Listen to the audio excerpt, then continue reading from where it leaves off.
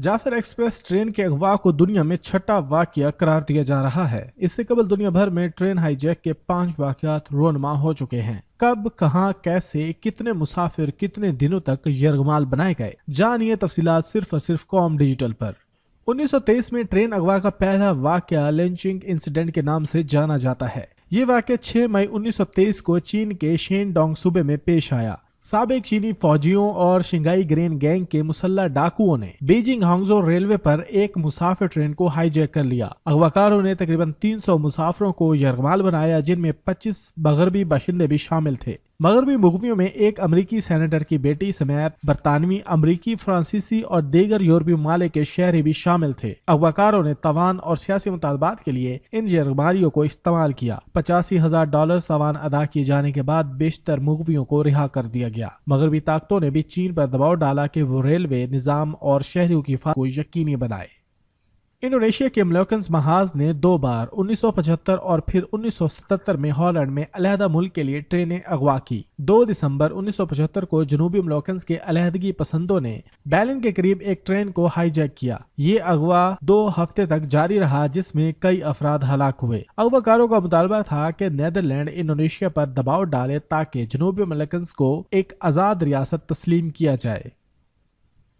एक बार फिर 23 मई 1977 को एक और ट्रेन अगवा की गई। ये अगवा 19 दिनों तक जारी रहा, जिसके बाद नीदरलैंड की स्पेशल फोर्सेस ने एक ऑपरेशन किया जिसमें कई अगवाकार और कुछ यरगमाली हलाक हुए। ये दोनों वाकया जनूबी मलक्कन के बागियों की आजादी की जद्दोजहद का हिस्सा थे, जो नीदरलैंड में जिलावतन हो चुके थे और इंडोनेशिया से अपनी अलहदगी का मुतालबा कर रहे थे।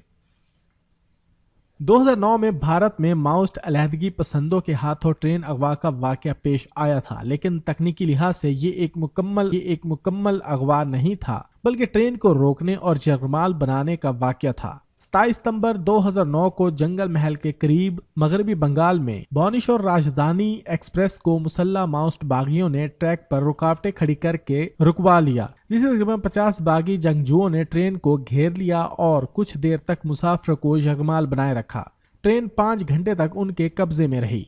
नक्सलाइट माओइस्ट बागियों के एक धड़े परिजा परशेद ने इस कार्रवाई की जिम्मेदारी कबूल की। बागियों ने अपने कैदी साथियों की रिहाई और पुलिस के खिलाफ एहतजाज के तौर पर यह कार्रवाई की। भारतीय सिक्योरिटी फोर्सेस और बागियों के दरमियान मुज़ाकरात के बाद तमाम मुसाफिरों को बहिफाजत रिहा कर दिया गया। कोई जानी नुकसान नहीं हुआ, लेकिन ये वाकया भारत में रेलवे सिक्योरिटी के लिए एक बड़ा चैलेंज बन गया। इसके बाद भारतीय हुकूमत ने बागियों के खिलाफ सख्त क्रैकडाउन शुरू किया।